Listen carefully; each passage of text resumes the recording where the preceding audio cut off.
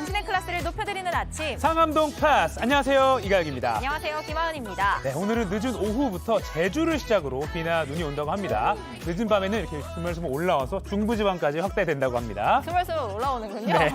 네, 오늘 출근길은 영하, 또 낮 기온은 높은 곳은 10도 안팎까지 올라서 일교차가 아주 큽니다. 바깥 활동 길게 하시는 분들은 두툼한 한 벌보다는 적당한 여러 벌을 겹쳐 입는 게 좋을 것 같습니다. 네, 자 그럼 오늘은 어떤 분들이 생방송 시청 인증사진 당첨되셨을지 두 분 자막으로 소개하겠습니다. 띄워주세요. 먼저 조민재 벨라님, 이도성 기자, 이용주 캐스터 어제 인사 장면 사진을 올려주시면서 나의 아침을 깨워주는 도시락보이 월드보이 왜 이리 재미있쥬? 크크라고 해주셨습니다. 오, 순간 포착을 아주 잘하셨는데 그러니까요. 이어서 해피 SW7님께서도 이도성 기자 인증샷과 함께 빠밤 아침마다 즐겨보는 상암동 클래스 여기다 하트까지 이렇게 붙여주셨어요. 오늘 두 사진 모두 이도성 기자 사진이라서 의심스러운데요. 인기가 친구가 아닌지 인기가 많은 건가요? 뭐든 어떻습니까? 생방송 보시면서 사진까지 올려주시고 고맙습니다. 두 분께 영화 관람권 보내드리겠습니다. 자, 오늘도 생방송 보시다가 사진을 찍어서 여러분의 페이스북이나 인스타그램에 올려주시면 됩니다. 어떻게 해주셔야 되죠? 해시태그 샵 JTBC 네. 샵 상암동 클래스 달아주셔야 저희가 확인할 수 있으니까 꼭 달아주세요. 네. 지치기 쉬운 목요일 오늘도 힘차게 날씨 챙기고 상클 본격적으로 시작하겠습니다. 자, 김민지 기상캐스터 오늘 뭐 눈비 소식이 있는 것 같던데 그럼 미세먼지는 좀 씻겨갈까요? 네, 오늘 비 소식과 함께 미세먼지는 옅어지겠습니다. 다만 비가 내리기 전까지는 미세먼지 농도가 짙겠습니다. 충청과 전북은 아직까지 초미세먼지 주의보가 남아있어서 오전까진 주의해 주셔야겠습니다. 오늘 내리는 비는 내일까지 이어지겠습니다. 오늘 오후 제주를 시작으로 밤에 충청과 남부지방으로 확대되겠고요. 내일은 전국에 비나 눈이 내리겠습니다. 내일까지 제주에 20에서 60mm, 전남과 경남에 최대 40mm의 비가 집중되겠습니다. 기온이 낮은 지역은 비가 아닌 눈으로 내리겠습니다. 강원 산지와 경북 북동 산지에 최대 15cm, 그 밖에 내륙 곳곳에도 눈이 쌓이겠습니다. 이번 강수로 그간 건조했던 동쪽 지역의 건조함이 다소 해소될 것으로 보입니다. 오늘도 일교차가 큰 하루가 되겠습니다. 서울의 아침 영하 3도로 어제보다 더 떨어졌고요. 한낮에는 기온이 10도까지 오르겠습니다. 오늘은 어제보다 기온이 더 낮습니다. 서울, 전주 영하 2도, 대구 영하 3도 보이고 있고요. 한낮에는 서울, 청주 10도, 광주 12도로 평년보다 온화하겠습니다. 눈과 비는 내일 오전에 대부분 그치겠고 강원 영동과 호남, 제주는 내일 오후까지 이어지겠습니다. 날씨였습니다. 네, 생방송 상암동 클래스 네이버와 유튜브 JTBC 뉴스 계정에서도 실시간으로 보실 수 있으니까요. 출근길 지하철에서든 해외에서든 자동차로 블루투스로 음성만 들으시든 어디서든 함께해 주시고요. 이어서 교통 상황 알아보겠습니다. 한국도로공사 나와주세요. 네, 오늘 출근길 정체는 더도 덜도 아닌 평소 목요일 수준이라고 보시면 되겠습니다. 서울 시내 주요 도로 중에서는 강변북로 행주대교부터 동작대교 구간 지나기가 특히 불편하고요. 고속도로 중에서는 경부선 도심 구간과 수도권 제1순환선 구리 지역의 교통량이 많습니다. 네, 오늘 하루도 빛나는 하루 시작하셨으면 좋겠습니다. 환한 아침 햇살 속 영동선 강릉 방향 정체는 용인 나들목 부근에서 이어지고요. 용인 지역에서 도심 들어서는 분들 경부선도 많이 택하실 텐데 신갈에서 죽전, 다시 한번 달래내고개부터 반포까지가 꽉 막혀 있습니다. 그리고 지금 구리 지역에서 도심 향하는 분들도 많이 답답하실 것 같습니다. 네, 수도권 제1순환선이 구리 나들목부터 하남 지나는 데만 33분 정도 소요되고요. 한강 주변길 지나기는 올림픽대로 김포 방향, 현재 정체가 잠실대교부터 반포대교까지로 꽤 길어졌습니다. 네, 안전띠 모든 좌석에서 착용해 주시고요. 고속도로 교통방송이었습니다. 오늘 준비한 소식입니다. 지진 4일째인 튀르키예와 시리아 구조 골든타임이 얼마 남지 않았다는 분석 나옵니다.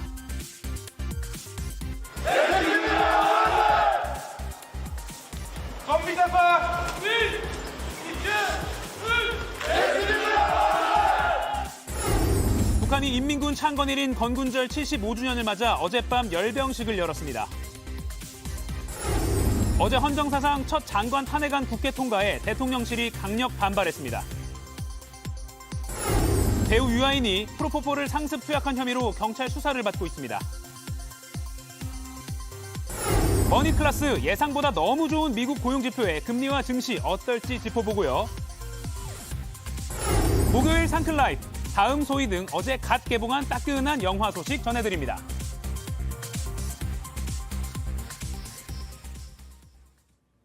첫 소식입니다.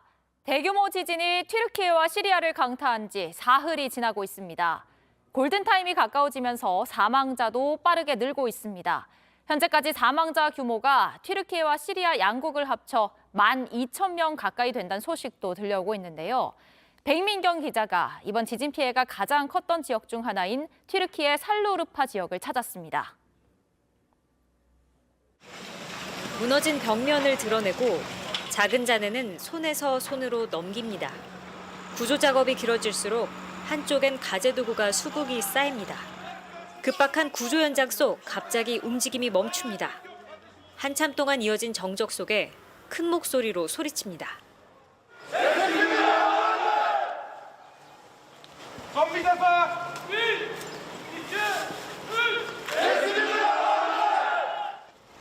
혹시 모를 실종자들의 반응을 찾는 겁니다.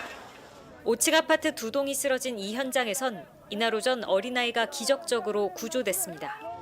운 좋게 희생자를 내지 않은 현장도 있습니다. 첫 지진에 모두 빠르게 대피하면서 여진에 건물이 내려앉았지만 다친 사람은 없습니다. 홀로 켜진 불, 열린 매장문이 급박했던 상황을 보여줍니다. 8층 건물 한 동이 완전히 내려앉았습니다. 이불과 옷가지 등이 그대로 깔려있는 모습이 보입니다. 옆 건물에도 여진의 위험이 있어 모두 대피 명령이 내려졌습니다. 튀르키예 당국은 지진 발생 사흘째인 이날 사망자를 9,057명으로 집계하고 있습니다. 하지만 골든타임이 지나면 희생자 수가 더 크게 늘어날 수도 있습니다. JTBC 백민경입니다. 북한이 어젯밤 사상 최대 규모의 열병식을 연 걸로 보입니다. 열병식 때마다 신형 무기들을 공개해왔던 북한이죠. 이번엔 어떤 무기가 나왔을지, 또 김정은 국무위원장이 어떤 메시지를 내놨을지 관심을 모으고 있습니다. 윤영탁 기자입니다. 지난해 4월 북한 김일성 광장에서 열린 열병식입니다. 조선인민혁명군 창건 90주년을 기념한 행사였는데 여기서 신형 대륙간 탄도미사일 ICBM인 화성 17형이 처음 공개됐습니다. 전술 유도 무기인 극초음속 미사일과 잠수함 발사 탄도미사일 SLBM의 개량형도 모습을 드러냈습니다. 북한은 이후 10개월 만인 어젯밤 8시 30분부터 건군절 75주년을 기념해 또다시 대규모 열병식을 개최한 것으로 파악됐습니다. 군과 정부 당국은 22,000명 이상의 역대 가장 많은 인원과 장비가 동원됐을 것으로 추정합니다. 고체 연료 엔진을 장착한 ICBM이나 핵탄두를 실을 수 있는 초대형 방사포와 스텔스 무인기 등이 새로 선보였을 가능성도 높습니다. 김정은 국무위원장이 어떤 메시지를 내놨을지도 관심입니다. 김 위원장은 지난 7일 열린 기념연회에서도 연설을 했습니다. 우리는 참으로 많은 고통과 아픔을 감내하며 마침내 위대하고 절대적인 힘을 키웠다고 선언하셨습니다. 이 연회에선 김 위원장의 딸 김주애가 다시 등장했습니다. 군 간부들을 뒤에 세우고 김정은과 리솔주 사이 정 가운데 앉은 사진도 공개됐습니다. 4대 후계 구도를 염두에 둔 것이란 분석이 나옵니다. 북한의 어제 열병식은 오늘 녹화 중계될 가능성이 높습니다. JTBC 윤영탁입니다. 미국 백악관이 중국이 지난 수년간 라틴 아메리카와 동아시아 등 5개 대륙에서 풍선을 이용한 정찰 활동을 벌여왔다고 밝혔습니다. 카린 장피에르 대변인은 이 문제와 관련해 동맹 및 파트너들과 접촉하고 있다고 설명했습니다.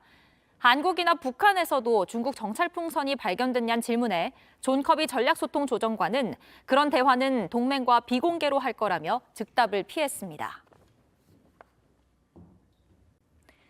이태원 3사 책임을 물어 이상민 행정안전부 장관에 대한 탄핵소추안이 국회에서 가결됐습니다. 현직 장관에 대한 탄핵안이 국회를 통과한 건 우리 헌정사상 처음 있는 일입니다. 탄핵안이 가결됐다는 소식에 대통령실은 강하게 반발했는데 그동안 이 장관에 대한 경질 여론을 외면해온 결과란 지적도 나옵니다. 강희연 기자입니다. 이태원 참사 발생 이후 이상민 장관에 대한 경질 여론은 컸습니다. 최근 여론조사에서 이상민 행안부 장관 거취에 대해 사퇴해야 한다는 응답은 48.7%, 물러날 필요 없다는 응답은 45.7%였습니다. 하지만 윤석열 대통령은 이런 요구를 사실상 외면해왔습니다. 그냥 막연하게 다 책임져라. 그거는 현대사회에서 있을 수 없는 일이에요. 윤 대통령은 국회에 통과된 이 장관의 해임 건의안도 받아들이지 않았고 이 장관 역시 물러날 뜻이 없음을 밝혔습니다. 제가 누누이 말씀드렸습니다만 저는 현재 자리에서 최선을 다할 뿐이고 이런 상황이 이어진 가운데 결국 탄핵소추안 가결까지 오게 된 겁니다. 대통령실은 탄핵소추안이 통과된 직후 의회주의 포기라며 의정사의 부끄러운 역사로 기록될 거란 입장을 냈습니다. 헌법적이나 법률적으로 특별한 문제가 없는데 이렇게 탄핵한 선례가 없잖아요. 대통령실은 대응책을 고심하고 있습니다. 대통령실 고위 관계자는 JTBC에 행정 공백이 없도록 장관을 대체할 수 있는 여러 대비책을 검토하고 있다고 밝혔습니다. 일각에선 윤 대통령 최측근인 이상민 장관의 버금가는 실세 차관이 대행하는 방안도 거론됐지만 대통령실은 차관 교체는 없다고 선을 그었습니다. 이 장관은 입장문을 내고 국민이 국회에 위임한 권한은 그 취지에 맞게 행사돼야 한다며 탄핵소추안 가결을 주도한 야당을 에둘러 비판했습니다. JTBC 강연입니다. 아들이 화천대유로부터 50억 원의 퇴직금을 받아 논란이 됐던 곽상도 전 의원에게 1심 법원이 사실상 무죄를 선고했습니다. 곽 전 의원, 대장동 일당에게 50억 원을 받았다는 이른바 50억 클럽 가운데 유일하게 재판에 넘겨진 인물인데요. 이 50억 클럽에 대해 김만배 씨가 직접 말하는 육성 파일을 저희 JTBC가 확보했습니다. 곽상도 전 의원 말고도 5명이 더 있고 이름도 여러 번 반복합니다. 연지환 기자입니다. 2020년 3월 김만배 씨와 정영학 회계사는 성남의 한 카페에서 만나 대장동 수익과 관련해 대화를 나눕니다. 이 과정에서 이른바 50억 클럽으로 불리는 인물들을 언급합니다. 모자라는 금액이 자 50개가 몇 개냐 처음에 최재경, 박영수, 박상도, 김신아, 홍성근, 권순일. 그러면 이게 현재 30억이지. 플러스 윤창근 씨고 강항구 5억씩입니까? 50억. 최재경 전 검사장, 박영수 전 특검, 곽상도 전 의원의 김수남 전 검찰총장과 홍선근 머니투데이 회장, 권순일 전 대법관까지 줄줄이 등장합니다. 윤창근 성남시의회 의장과 강항구 전 성남시의원은 각각 15억과 5억으로 분류합니다. 김 씨는 이름을 반복하며 정 회계사와 다시 확인합니다. 이거 잘못됩니다. 다시 처음부터 최재경, 김순아, 박상도, 권순일, 홍성도, 최재경, 박상도, 김순아, 권순일, 박영수, 홍성근, 이게 현재 60억이지. 50개 곱하기 6억. 그러면 최재경, 350억. 박상도, 권순일, 김순남, 홍성근, 그리고 윤창근 15억. 그다음에 거기 그런 거 있나요? 50, 50, 50, 50, 50, 50, 100, 200, 300, 320, 322. 종이에 쓰면서 하자며 이름과 금액을 또다시 확인합니다. 320이면은 320억. 320억. 윤창근. 다시 한번. 박영수, 박상도, 최재경, 권순일, 홍성근. 왜 모자라지? 사람이? 써서. 이름이 언급된 당사자들은 50억 클럽에 대해 전면 부인하고 있고 김 씨도 허언을 했을 뿐이라고 주장합니다. 하지만 대장동 비리 의혹 사건에서도 이 이름들이 등장한다는 점에서 50억 클럽의 실체를 명확히 확인해야 한다는 목소리가 나옵니다. JTBC 연지환입니다.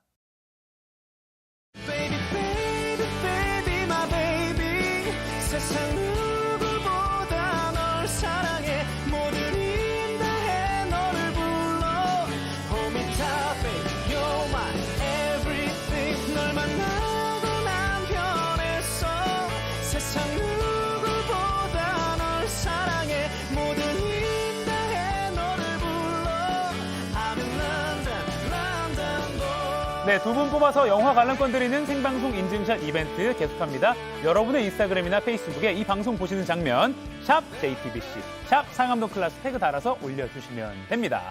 오늘도 도시락 이슈 이도성 기자, 월드클래스 이용주 캐스터 나왔습니다. 안녕하세요. 안녕하세요. 상클, 보이즈, 퓨전. 퓨전.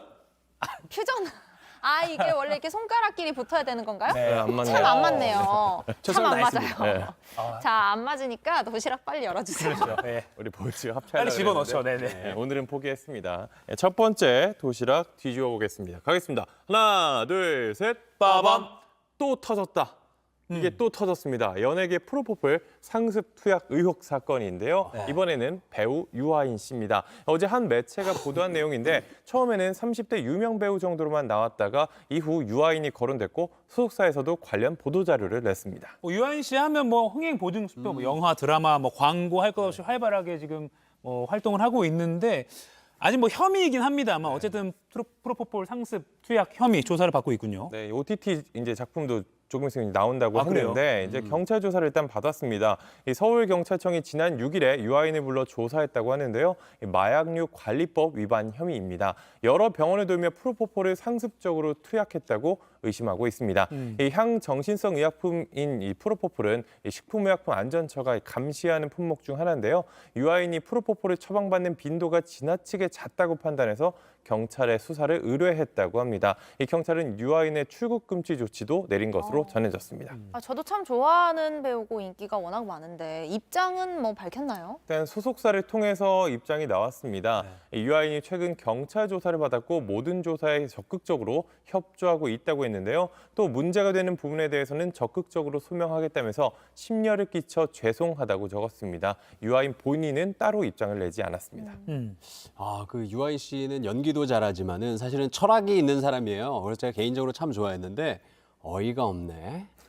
자, 근데 어쨌거나 잘못을 했으면 처벌을 받아야겠죠. 네네. 아까도 뭐 얘기했지만 유명인들의 프로포폴 투약 처음 있는 일은 또 아니잖아요. 성대모사를 갑자기 하고 제가 받지를 네, 못했는데 저희도 당황했어요. 네, 이런 의혹 사실 처음이 아닙니다. 이 프로포폴은 정맥에 투여하는 전신마 취제인데요. 하얀색 액체 형태로 되어 있어서 이른바 우유주사라고 불립니다. 이 불법적으로 투약하면 최대 징역 10년 또는 벌금 1억 원에 처해질 수 있는데요. 앞서 배우 하정우 씨는 친동생과 매니저 등의 명의로 10차례 이상 프로포폴을 투약한 혐의로 벌금 3천만 원을 받았습니다. 그리고 가수 휘성도 이 프로포폴 불법 투약 혐의로 징역 1년에 집행유예 2년이 선고된 적이 있습니다. 그리고 다른 뭐 배우, 가수, 방송인들 가리지 않고 예전에도 프로포폴 불법 투약 혐의로 처벌을 받은 적이 있습니다. 잊을만 하면 한 번씩 연예계에서 이런 소식이 나오는데 뭐 이번 사건도 좀 경찰 수사 결과를 좀 더 지켜봐야 될 것 같습니다. 자, 다음 도시락도 꺼내주시죠. 네, 두 번째 도시락으로 가보도록 하겠습니다. 뒤집겠습니다. 하나, 둘, 셋. 빠밤. 점입 가경.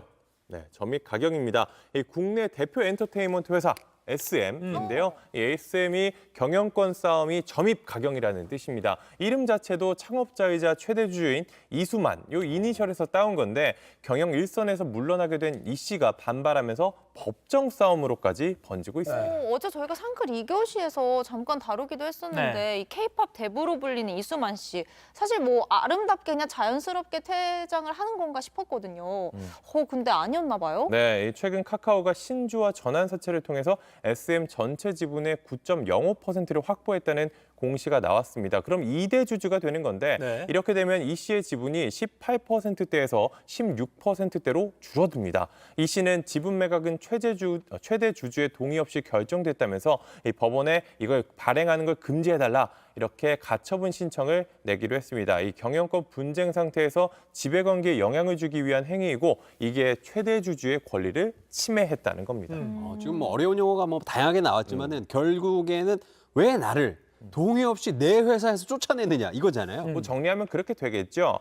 이게 이 씨는 최근 소액 주주인 온라인 파트너스가 지배 구조에 문제를 제기하면서 이선으로 물러났습니다. 이 씨가 앨범 기획 전권을 행사하고 별도 법인을 통해서 고액의 자문료를 챙겨온 구조를 지적했던 건데요. 이에 SM 경영진이 이 씨를 배제한 새로운 경영 전략을 발표했습니다. 이 씨는 온라인 파트너스의 요구 사항을 자신과 상의 없이 전부 다 수용한 것에 대해 반발한 것으로 알려졌습니다. 예전 한 15년, 20년 전인가 SES나 H.O.T. 저도 참 좋아했던 아티스트들인데 그 어떻게 K-팝 문화를 선도한 그런 회사잖아요. 근데 이렇게 좀 되니까 많은 팬들도 좀 안타까워하는 것 같아요. 저도 그 팬 중 하나입니다. 네네. 사실 이제 첫사랑이 가수 보아였는데 정말 그때부터 너무 옛날 좋아했어요. 사람들이다. 그때부터 좋아했습니다. 저도 좀 팬으로서 안타까운데 이 미국에 머물던 이 씨는 최근 급히 귀국을 했습니다. 이것 때문인가요? 뭐 팔골절 상태로 왔다고 해요. 뭐 네. 이것 때문도 있겠죠. 그래서 일단 병원에 입원한 걸로도 알려졌는데요. 이 갈등의 골이 계속해서 깊어지고 있습니다. 이런 가운데 다음 달에 이 주주총회가 열리는데요. SM 이 주주총회가 이번 사태의 분수령이 될 전망입니다. 아무튼 이런 회산 일로 아티스트나 팬이 피해를 받는 일은 없어야 됐다는 그런 생각이 듭니다. 네. 자, 다음 도시락도 꺼내주시죠. 네, 햄버거 도시락을 꺼내보도록 하겠습니다. 바로 가보겠습니다. 하나, 둘, 셋. 빠밤. 벌써 일상의 물음표인데요. 어제도 소개해드린 챗 GPT, 네. 챗 GPT죠. 어제 저 너무 신기하더라고요. 이 세상에 이런 게 나왔나 했는데 이게 대화형 인공지능인데 IQ가 뭐 147? 뭐 이렇다고 해요. 사람의 할 일을 척척 해내는 모습도 보여드렸는데 이번에는 학생들의 과제를 대신해 줬다고 합니다. 그러니까 이게 학생들이 참 빨리 신기술을 습득했다 싶기도 놀랐어요. 하면서 근데 과제를 이렇게 대신 그 GPT한테 맡기면 안 되는 거잖아요. 아니, 당연히 안 되는 거죠. 이게 한 매체가 이제 보도한 내용에 따르면은 수도권에 있는 한 국제학교 재학생 7명이 영문 에세이 과제를 작성하면서 이 챗 GPT를 사용했다고 합니다. 챗 GPT는 써달라고 한 거예요. 그러니까 이게 적발돼서 전원 0점 처리가 됐다고 합니다. 이게 국내 교육기관에서 처음으로 부정행위가 적발된 사례로 기록되게 됐습니다. 네. 근데 이도성 기자, GPT 약자가 뭐죠?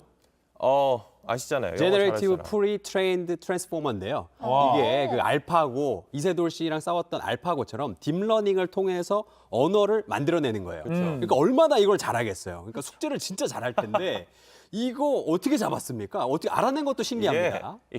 뛰는 학생들 위에는 나는 선생님들이 있기 때문에 이런 거 주의해야 됩니다. 이게 또 잡아내는 프로그램이 있다 그래요. 챗 GPT 사용 여부를 확인할 수 있는 프로그램인데 이게 이름이 GPT 제로라고 합니다. 이게 미국의 한 대학교 재학생이 학생이 만들었어요. 개발한 애플리케이션인데요. 이미 미국에선 지난해 챗 GPT가 등장한 이후로 사회적인 문제가 되고 있기 때문에 이런 게 또 만들어졌던 것 같습니다. 이 학생들 일단 학교 측은 0점 처리는 했지만 이번 사안과 관련해 추가 징계는 내리지 않기로 했다고 합니다. 지금 이 사안이 이렇게 가볍게 넘어갈 게 아니라 사실 이제 3월부터 계약을 하잖아요. 네. 그럼 중학생, 고등학생 이런 거 얼마나 빨리 잘 능숙하게 다룹니까? 그래서 교육계에서도 새학기 시작 전에 이걸 어떻게 해야 될지 좀 고심을 하고 있다고 해요. 그러니까 무조건 일단 못하게 하자. 아니다. 이 GPT 기술을 잘 활용하게 해서 긍정적으로 밝게 그러니까 올바르게 사용해 하도록 이끌자 뭐 이렇게 좀 의견이 오가고 있다고 하는데 어떻게 될지 좀 지켜봐야 될 것 같습니다. 네. 근데 확실히 이렇게 뭐 기술이 발전하고 이런 신기술이 계속 끊임없이 나오잖아요. 그럴수록 뭐 사회적인 문제, 윤리적인 문제가 있기 때문에 같이 논의하고 대책을 마련해 나가는 게 제일 중요한 것 같아요. 오정반합이라고 하잖아요. 이것도 있으면 저런 것도 있고 다 좋은 결론으로 알아서 가도록 하겠죠. 아무튼 오늘 기사는 본인이 쓴 거잖아요. 그죠? 그럼 GPT 제가 아니죠? GPT 안 썼습니다. GPT 의혹 지금 의혹 제기하겠습니다. 제가 썼습니다. 알겠습니다. 마지막 도시락 꺼내주시죠. 네,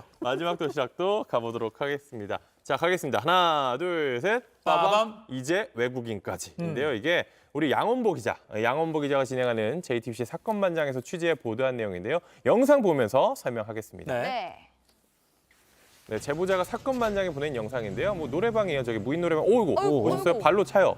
저기 아이들이에요. 초등학교 3, 4학년 정도 되는 아이들인데 기계 막 발로 차고 뭘로 뭐 던져요. 마이크인지 뭔지 발로 차고 저렇게 기계를 막 부수는 것처럼 행동을 했는데 이게 방을 옮겨가면서 이런 행동을 했다고 합니다. 심지어는 CCTV가 찍고 있잖아요. 저걸 이렇게 가리는 듯한 모습도 보였습니다. 아니, 지금 나오네요. 어머, 저 왜 저러는 거예요? 애들이 저거 지금 좀 쟤네 부모는 어디 갔습니까 지금? 저게 이제 초등학교 3, 4학년 정도 되는 아이들이 벌인 일인데 영상 속에서는 뭐 부모가 보이지 않습니다.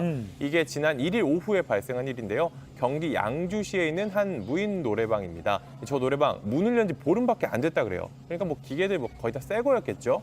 이 제보자는 3,200만 원 정도 되는 손해가 발생했다고 밝혀왔습니다. 와, 이 손해가 그 정도면 지금 부모든 누구든 책임을 져야 되는 것 같은데요. 일단 아이 부모들과는 연락이 닿았다고 해요. 그중 한 부모, 저 아이들의 한 부모가 이제 외국인이었는데 그 외국인 부모가 하는 말이 아이가 촉법 소년이라 책임이 없으니 알아서 하라. 뭐 이런 식으로 말했다고 해요. 이제는 외국인까지 촉법 소년을 운운하게 된 거죠. 그럼 뭐 책임을 안 져도 되는 겁니까?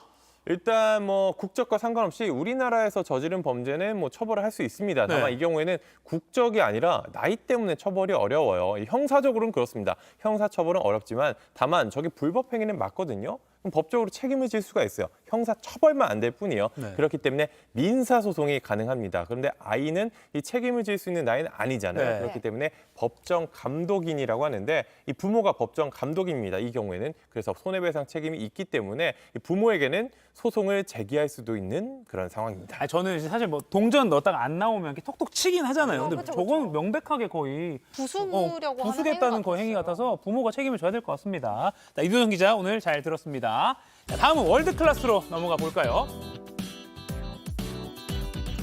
예닌다이즈 튀르키예, 튀르키예 말로 당신과 함께합니다 라는 뜻입니다. 더 이상 피해가 없기를 바라면서 오늘도 튀르키예와 시리아를 덮친 대지진 소식 이어가겠습니다. 네. 무너진 건물에 깔린 와중에 17시간 동안 동생의 머리를 감싸 보호한 소녀의 사연이 전 세계를 울리고 있습니다. 어제 봤어요. 예, 너무 마음 아프죠? 먼저 준비한 영상 보실까요? 한 소녀가 이렇게 동생의 머리를 보호하기 위해서 팔로 자네를 힘겹게 떠받치면서 누워 있습니다. 자네가 만든 빈틈 사이에 두 아이가 끼어 있는 지금 모습인데요. 구조대가 도착하자 소녀는 여기서 저랑 제 동생을 꺼내주시면 평생 당신의 노예가 되어 일하겠다고 호소했던 걸로 전해졌습니다. 얼마나 절박했으면 아이가 노예가 되겠다고까지 말했나 싶습니다. 다행히 두 아이는 17시간 뒤 무사히 구조됐습니다. 구조해 주신 분들 정말 감사합니다. 근데 이 노예가 되겠다라고 한 말을 두고 또 뜻이 좀 오해가 생기니까 현지 언론인 이 뜻을 다시 설명하는 그런 일도 있었다고요? 예, 그렇습니다. 구조 영상을 올린 현지 기자는 소셜미디어를 통해서 아랍 문화권에서 노예가 되겠다는 말은 문자 그대로의 의미가 아니고 이 감사를 표하는 방식이라고 설명하기도 했습니다. 네. 자, 이어서 전 세계를 울린 안타까운 사연 계속 좀 보실까요? 한 아이가 무너진 아파트 더미 위에 이렇게 웅크리고 있습니다. 네. 옆으로 침대 매트리스가 있고 자세히 보면 이거 손을 잡고 있는데요. 네, 잔해에 깔린 숨진 아이의 손을 꼭 잡고 있는 겁니다. 아버지군요. 네, 딸은 잠을 자다가 미처 대피를 하지 못했다고 하는데 구조 작업이 더뎌지면서 딸의 시신조차 제때 수습하지 못하는 상황에 숨진 아이의 손을 꼭 잡고 있는 이 아버지의 사진에 전 세계가 울었습니다. 자, 이런 가운데 지진의 위력을 실감케 하는 영상도 공개됐습니다. 영상 한가운데 지금 연기가 피어오르는 것 보시면요. 지금 네. 건물 여러 개가 줄줄이 누워 있습니다. 아이고. 건물들이 통째로 누워버린 건데요. 저 안에 지금 분명히 사람이 있을 텐데 제발 좀 무사하기를 기도하겠습니다. 그나마 희망을 놓지 않을 수 있는 거는 또 여러 나라들이 이제 구호의 손길을 보내고 있잖아요. 근데 예. 또 튀르키예와 같이 지진 피해를 입은 시리아는 구조에서도 좀 소외가 되고 있다고요. 예, 튀르키예는 북대서양 조약기구 나토 회원국이다 보니까 이 각국의 지원이 좀 몰리고 있습니다. 반면에 국제사회의 제재를 받고 있는 시리아는 상당수 국가들로부터 직접적인 원조를 받지 못하고 있습니다. 상황이 이렇자 시리아가 서방의 도움을 직접 요청했다고 합니다. 네. 유럽연합은 시리아로부터 공식적인 지원 요청을 받았다면서 회원국들의 의약품과 식량 지원을 권고했다고 밝혔습니다. 자, 이런 가운데 국제사회의 이단아 북한은 이번에도 튀는 행보를 했는데요. 김정은 북한 국무위원장이 튀르키예는 쏙 빼고 시리아에만 위로 전문을 보낸 겁니다. 조선중앙통신 보시겠습니다. 수리아 아랍공화국 정부와 인민 그리고 피해 지역 주민들에게 심심한 동정과 위문을 표합니다라는 입장문을 냈는데요. 나중에 튀르키예에도 보낼 수는 있겠지만 현재는 시리아에만 보낸 걸로 되어 있습니다. 북한은 친러시아 국가로 분류된 시리아와 돈독한 외교 관계를 유지하고 있는데요. 반면 튀르키예는 6.25 전쟁 당시 유엔군으로 참전하는 등 시리아와 비교해서 우호 관계가 떨어진다는 점이 고려된 것으로 보입니다. 네. 자, 계속해서 인터넷과 소셜미디어에서 화제가 된 소식 전해드리겠습니다. 자, 필사의 구조에도 속절없이 골든타임이 지금 흘러가고 있는 가운데 세계 곳곳에서 튀르키예를 도우려는 손길이 전해지고 있습니다. 멕시코도 동참했습니다. 지금 웬 견공이 사람들과 비행기에 오를 준비를 지금 하고 있는데 2017년 멕시코 지진에서 대활약을 펼쳐 많은 국민들에게 희망을 줬던 16마리의 구조견들이 이번엔 튀르키예 대지진 피해 현장에 투입됐습니다. 근데 자태가 늠름하네요. 예, 멋있습니다. 다들 고도로 훈련된 경력직 수색견들이고요. 멕시코도 지각판 가장자리에 위치해서 지진이 자주 일어나는 나라거든요. 따라서 실제 현장에서 유용하게 활약하던 수색견들이라고 합니다. 네. 잔해와 흙먼지 속에서 생존자를 찾는 것을 도울 예정인데요. 일단 진앙지 인근인 튀르키예 남부 도시 아다나로 급파할 계획입니다. 우리나라도 지금 구호대 소속으로 4마리가 가 있는데 저 개들과 함께 또 다치지 말고 활약을 잘 보여줬으면 좋겠습니다. 예, 많은 기대를 하시는 분들이 계신 것 같아요. 멕시코 외무장관도 이 구조견들을 파견하면서 우리 구조대의 심장을 보낸다라고 말했거든요. 또 이미 검증된 대활약 전적들이 워낙 많으니까 저는 믿어 의심치 않습니다. 정말 자. 이번에도 제대로 그 실력들 보여줬으면 좋겠습니다. 예, 이번 트리키의 재난 현장에 구조견을 보낸다는 멕시코뿐만이 아닌데요. 우리나라도 어제 긴급 구조대를 파견해서 구조견 4마리를 보냈고요. 네. 미국, 영국, 스위스, 폴란드, 그리스도 구조견을 파견했습니다. 귀여운 만큼 더 모두 열심히 힘내서 기적적인 생환을 많이 도왔으면 좋겠습니다. 네. 꼭 바랍니다. 애닌다이즈 튀르키예. 자, 이번에 인도 한 남성의 만삭 화보를 보시죠. 배가 지금 보시면 출산을 한 달 앞뒀다더니 정말 D라인의 정석을 보여주고 있습니다. 남성이라고요? 예. 오, 남성. 남성 임신한 거예요? 예, 지금 아기를 가진 건 남성이 맞고요. 인도 케랄라주에 사는 이 남성은 사실 태어날 때는 여성이었는데요. 결혼하면서 남성으로 성을 전환하는 도중에 임신하게 됐다고 하네요. 벌써 임신 9개월에 접어들었고 곧 출산한 예정인데요. 이들 부부의 소셜미디어엔 연일 축하 메시지가 쏟아지고 있습니다. 흔치 않은 일이긴 한데 임신을 어떻게 하는 거죠? 예, 남성으로 태어나 여성으로, 여성으로 태어나 남성으로 이 부부가 둘 다 성전환자였기 때문에 가능했던 일인데요. 약 200만 명의 성전환 인구를 가진 인도 사회에서도 이 매우 드문 일입니다. 성전환자 부부가 생물학적 부모가 된 경우는 이들이 처음인 것으로 전해졌습니다. 근데 사실 주변에서는 어떻게 반응을 하는지도 궁금해요.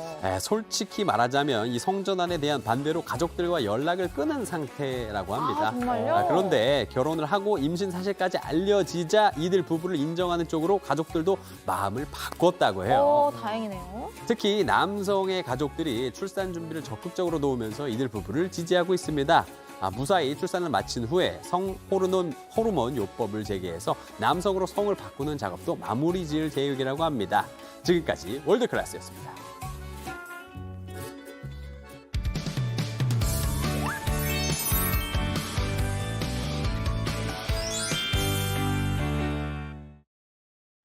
네, 지금 시각 8시 31분입니다. 저 같은 경알못, 경제를 잘 알지 못하는 사람을 위한 당장 내 돈이 되는 지식, 머니클래스. 오늘의 키워드 먼저 보시죠. 장밋빛 고용지표, 되살아난 금리 불안. 지난주 미국 연준이 금리 인상 폭을 줄이자 시장에선 곧 금리 인상 멈출 거다. 어쩌면 올해 안에 금리 내릴 수도 있다. 이런 기대가 커졌었죠. 그런데 여기에 찬물을 확 끼얹는 결과가 하나 나왔습니다. 바로 미국 노동부가 발표한 고용보고서. 고용시장이 나빠서가 아니라요. 충격적인 수준으로 좋았기 때문에 금리가 더 오를 수 있다. 이런 전망이 나옵니다. 미국 고용시장이 금리에 또 우리 증시에 어떤 영향을 미치는 걸까요? 전문가와 함께 짚어보겠습니다.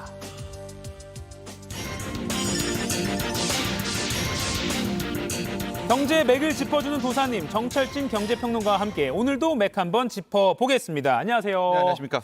지난주 금요일에 미국 노동부가 고용 보고서라는 걸 발표를 했는데 일자리 생기면 좋은 거라고 저는 막연히 생각하고 있는데 그게 막 충격을 받았다 하면서 기사도 많이 나왔어요.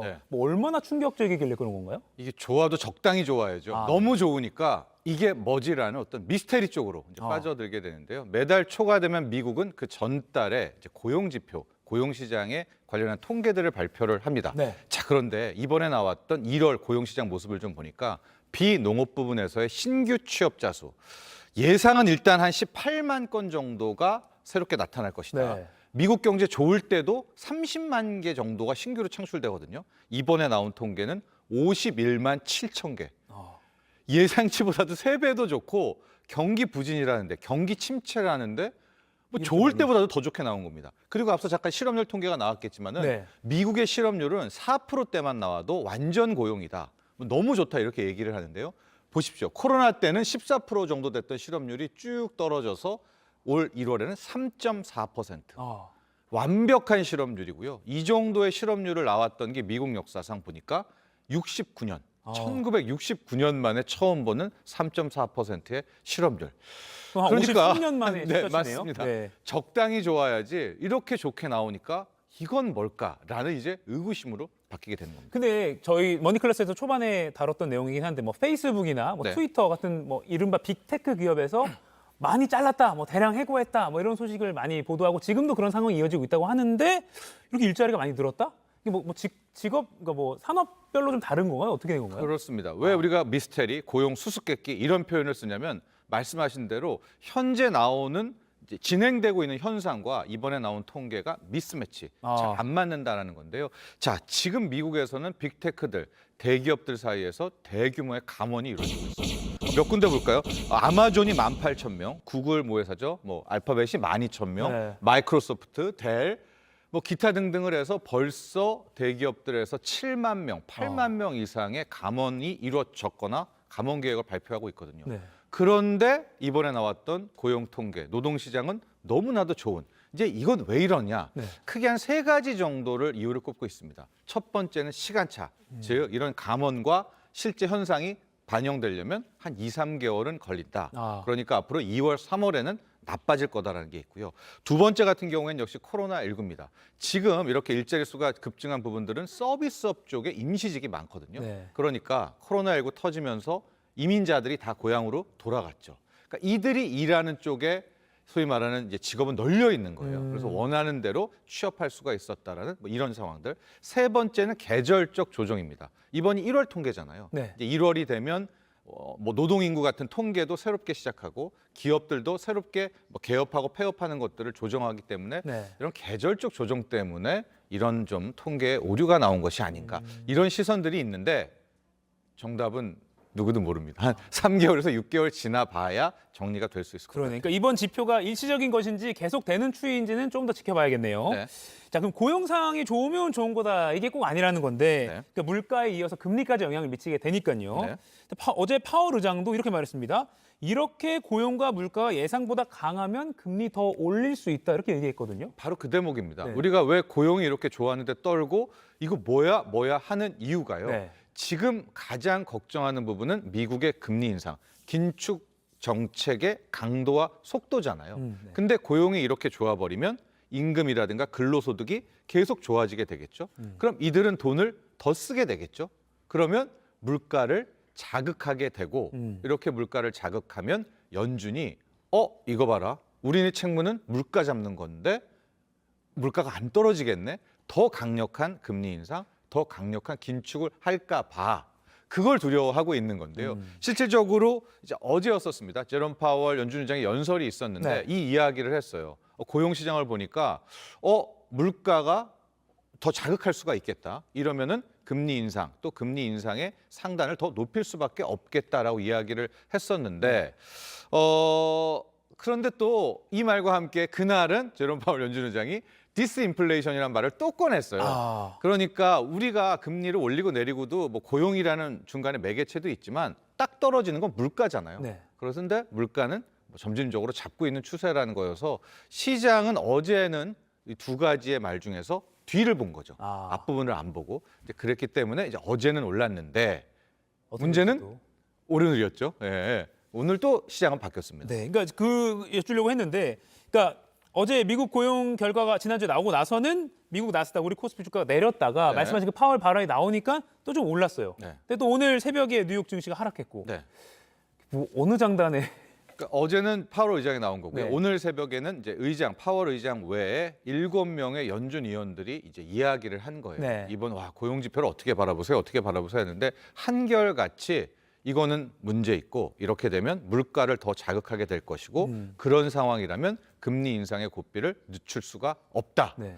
현재 시장은 오락가락하는 건 왜 그런 거예요? 그러니까 이때는 이제 소위 말하는 파월 의장 때는 디스인플레이션, 인플레이션 상승률에 둔화를 초점을 맞췄지만 네네. 오늘 같은 경우에는 그런 말이 없었지 않습니까? 그러니까 오늘은 딱 이 말에만 이제 초점을 맞춰서 주가는 떨어졌다라고 볼 수 있는데요. 우리는 현재 금리 인상이 한 5% 밑에서 끝나기를 바랍니다. 현재는 4.75고요. 그런데 오늘 나온 연준 위원들의 발언들을 좀 보면 5에서 5.25 혹은 그 위까지도 더 올릴 수 있을 정도의 뉘앙스들을 많이 풍겼기 때문에 이렇게 좋은 고용 지표를 보고도 이제 시장은 또 떨려하고 주가는 하락했던 겁니다. 그런 걸 들으면 정말로 민감하게 시장이 반응한다라는 걸 다시 한번 느낄 수 있을 것 같습니다. 자, 미국이 만약에 금리 인상 속도를 다시 이제 쉽게 말해서 가속 페달을 밟는다면 네. 우리도 금리를 계속 올릴 수밖에 없는 상황이 올 텐데 네. 그러면 이제 주식이나 투자 관점에선 이건 좀 안 좋은 거 아닌가요? 그렇습니다. 그런데 이제 시장은 약간 기류가 좀 변화하고 있다라고 볼 수가 있는 것이요. 이렇게 좋은 고용 지표, 이렇게 좋은 노동 시장을 바라보는 또 하나의 시선이 생긴 겁니다. 저희가 표를 통해서 이 네. 고용을 보는 두 가지 시선을 일단 봤는데요. 자, 지금 가장 좋았던 미국 고용 시장 나왔죠. 우리가 대부분이 생각하는 것은 임금을 자극하고 근로소득 늘어나서 소비 누르고 물가 자극, 추가 금리 인상, 주가 하락. 네. 이제 이게 지금 정통이고 제 머릿속에도 이거 있어요. 예, 오늘 네. 새벽도 이거죠. 그런데 또 하나의 시선이 스물스물 나오고 있는 겁니다. 왜냐하면 고용이 좋다는 것은 아직까지 경기가 나쁘지 않다는 거 아니겠습니까? 그러면 경기가 연착륙이 될 수가 있고 경기 침체는 없고 물가 상승만 그리 크지 않다면 미국 경제 돌아갈 수가 있겠네라는 호재성으로도 바라보는 사람들이 나온 건데요. 대표적인 사람이 자넷 옐런, 재무장관이야 정부 인사기 때문에 늘 이런 얘기를 하지만 옐런 장관 같은 경우에도 네. 고용이 좋으니까 이거 생각해봐라. 지금 경기 침체 하는데 경기도 침체가 아니라 아니면 충격을 덜하고 빠져나올 수 있지 않겠느냐. 네. 또 레리 세머스 같은 사람도 석학이고 전 재무부 장관이었었죠. 네. 굉장히 비관론자였는데 요즘은 고용 시장을 보면서 경기 침체, 경기 경착륙은 없을 수도 있어. 그러니까 이 고용을 좀 이렇게 좁게 해석하는 시선이 조금씩 나오고 있다. 이런 말씀도 함께 전하고 싶습니다. 아까 그래프도 이렇게 두 갈래로 갈리는데 아주 좀 안개 속일 수밖에 없을 것 같아요. 그래서 투자자분들을 위해서 좀 마지막으로 조언을 좀 해주신다면요. 네, 앞서도 제가 잠깐 언급해드렸지만 우리가 왜 고용 때문에 울고 웃느냐? 고용이 물가를 자극할까 봐 너무 좋은 이것 아니겠습니까? 네. 그러니까 연준 입장에서도 고용 좋은 걸로 바로 긴축을 강화하는 게 아니라 그 사이에 있는 물가 상승률, 물가 지표를 보고 최종적인 판단을 합니다. 그런데 너무나도 다행이라고 할까요? 이 조바심 나는 우리에겐 좋은 게 다음 주 화요일 14일 날 미국의 1월 소비자 물가 상승률이 발표가 되거든요. 네. 그러니까 이 좋은 고용이 과연 물가를 자극했을까? 아니면 물가는 계속해서 떨어지고 있을까? 이것을 다음 주 화요일에는 이제 바로 우리가 확인이 될 수가 있는 거예요. 그래서 주식 투자하시는 분들은 제가 앞서 이제 두 가지 시선 말씀드렸지 않습니까? 네. 그것들이 어느 쪽으로 갈까? 다음 주 화요일 1월 소비자 물가 상승률을 주목하시기 바랍니다. 1월 소비자. 그러니까 지금 안개 속이지만 다음 주 화요일 날 이정표가 하나 나오는군요. 네. 알겠습니다. 네. 지금까지 원익클래스 정철진 경제평론가 이야기 나눠봤습니다. 고맙습니다.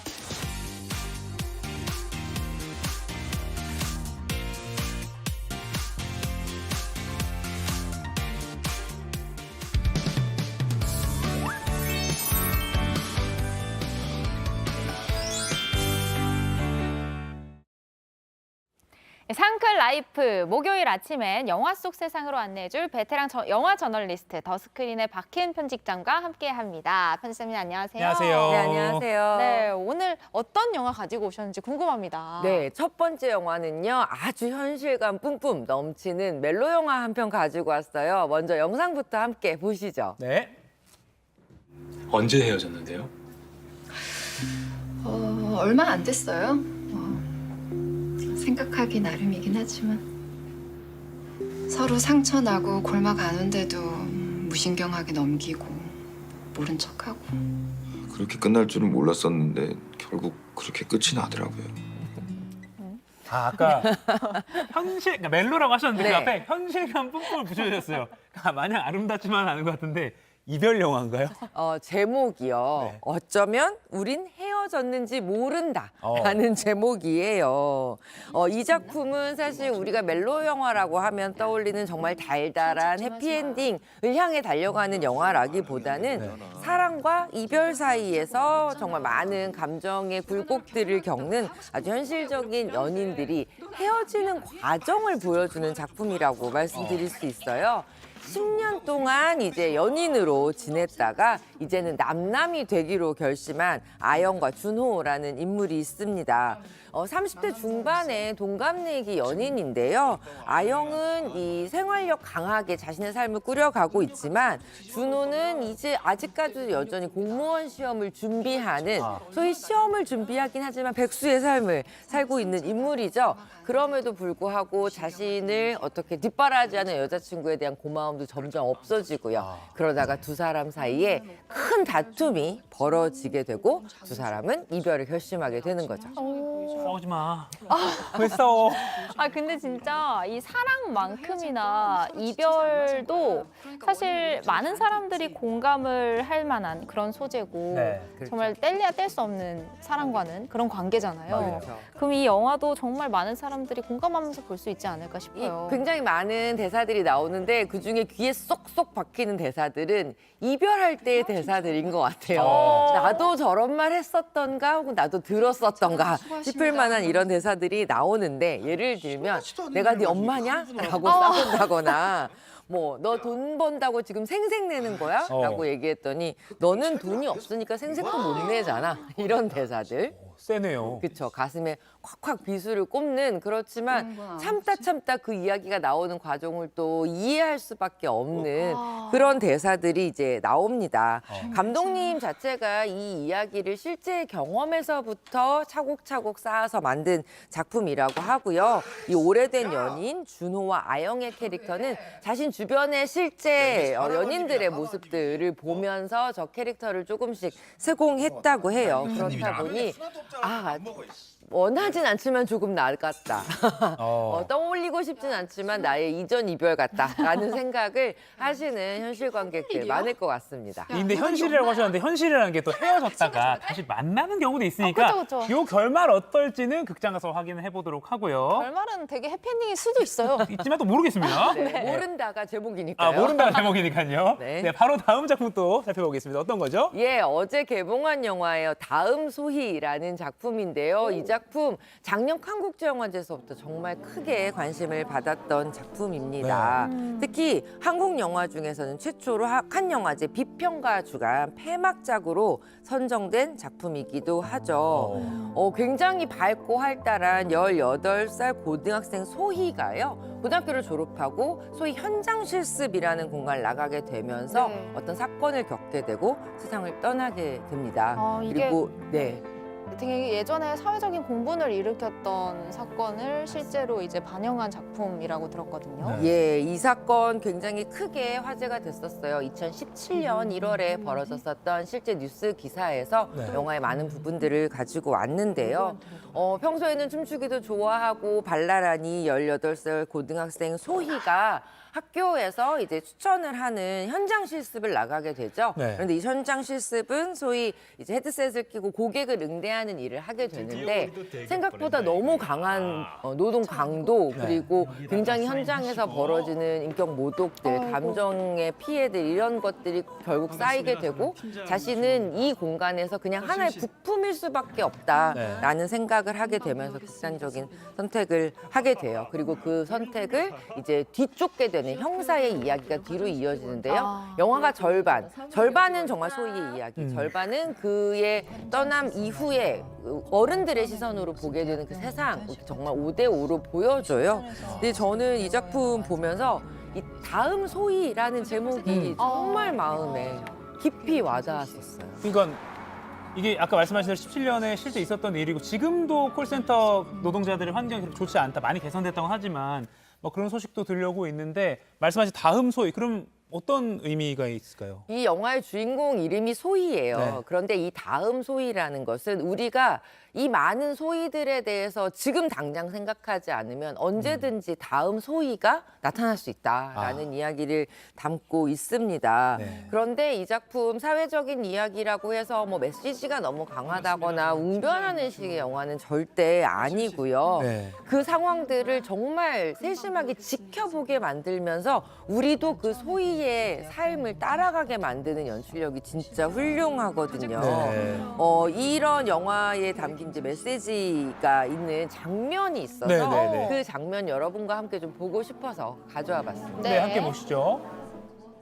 힘든 일을 하면 존중받으면 될 텐데 그런 일을 한다고 잠시 아무도 신경을 안 써. 그러면 완전히 혼자가 돼. 와, 힘든 일을 하면 그만큼 존중받아야 되는데 그렇지 않은 세상. 이 대사가 우리 주변을 좀 다시 한번 살펴보게 만드는 장면인 것 같습니다. 영화 다음 소위 만나봤고요. 마지막 작품은 또 어떤 작품일까요? 이번 작품도 작년 칸 영화제에서 화제가 됐던 작품입니다. 네. 제목은 어제 개봉한 성스러운 거미라는 작품이에요. 이 작품도 실제 사건을 바탕으로 한 작품인데요. 2000년부터 2001년까지 이란에서 여성 성노동자들을 대상으로 연쇄살인이 벌어졌었어요. 무려 16건의 연쇄살인이 벌어졌었는데 문제는 이 연쇄살인마의 행위를 마치 굉장히 성스러운 행위인 것처럼 이란 사회가 보도하고 그를 또 추종하는 사람들까지 생겨나면서 생기는 문제들을 담고 있습니다. 살인사건이 벌어지는 과정에서 아무도 이 사건에 대해서 관심을 갖지 않자 이란의 그 여성 저널리스트가 직접 자신이 미끼가 되어서 그 연쇄살인마를 잡기 위해서 고군분투하는 이야기를 담고 있습니다. 범죄 스릴러이기도 하지만 굉장히 강력한 사회 비판 영화라고 말씀드릴 수 있어요.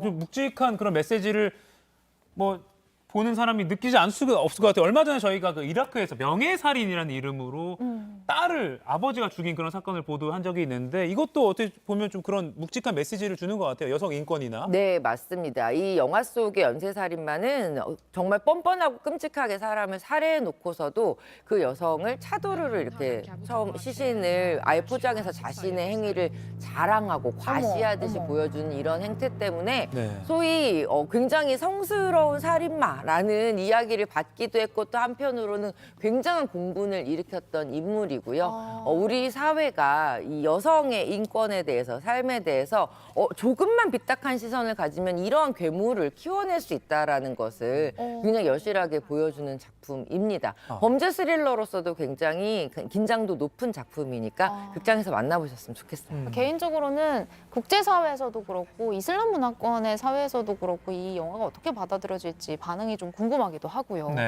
네, 아무튼 앞서 살펴봤던 다음 소위도 그렇고 이 성스러운 거미도 그렇고 좀 재미를 위해서 볼 수도 있지만 또 동시에 잊고 있던 사건도 떠올리고 또 묵직한 그런 메시지도 함께 가져갈 수 있는 영화인 것 같습니다. 그게 아마 영화의 힘이 아닌가라는 생각이 들어요. 여러 사람들이 같이 스크린을 보면서 같은 이야기에 공감하고 울분하는 그런 영화의 힘을 느끼셨으면 좋겠습니다. 네, 어제 갓 개봉한 따끈따끈한 이 새 작품을 맛보기로 만나봤고요. 편집장님과 함께하면서 늘 이렇게 좀 다양한 얘기 들으니까 유익한 시간인 것 같습니다. 오늘은 여기까지 듣겠습니다. 박혜은 편집장님 감사합니다. 네, 고맙습니다.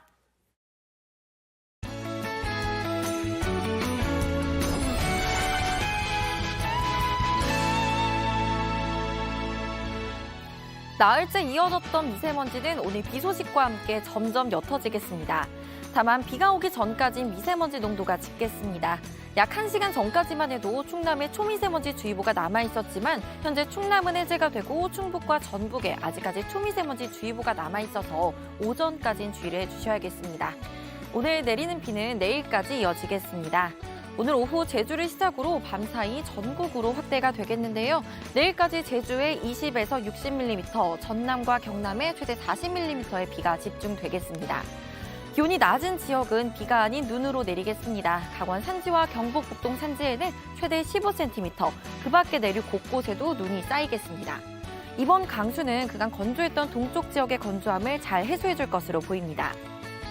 오늘은 어제보다 기온이 더 낮습니다. 서울, 전주, 영하 2도, 광주 1도 보이고 있고요. 한낮에는 서울 10도, 광주 12도까지 올라서 평년보다 온화하겠습니다. 이번 비는 내일 오전에 대부분 그치겠습니다. 강원 영동과 호남, 제주는 내일 오후까지 이어지겠고요. 비구름이 지나간 이후에도 온화한 날씨가 예상됩니다. 날씨였습니다. 일교차는 크지만 낮 기온이 10도까지 오른다고 하니까 왠지 좀 봄 같은 그런 느낌이 듭니다. 네, 그러니까요. 어제 낮 기온도 3월 초순 정도였다고 하는데 봄 기운이 점점 다가오고 있는 것 같습니다. 이른 이야기긴 한데요. 올 3월이요. 평년보다 따뜻하고 그래서 개나리나 진달래도 평년보다 한 엿새 정도 빨리 필 거라고 하는데 점점 가까워지고 있는 이 봄을 생각하면서 오늘도 여러분 모두 상쾌한 하루 보내시기 바랍니다. 근데 이럴 때 방심하고 얇게 입다가는 감기 걸리기 십상이거든요. 맞습니다. 그러니까 여러 겹 챙겨 입고 건강관리 잘 해주시는 거 꼭 잊지 말아주시고요. 눈비 소식 있는 지역에서는 우산도 꼭 챙겨주시기 바랍니다. 자, 그럼 오늘도 상쾌하세요.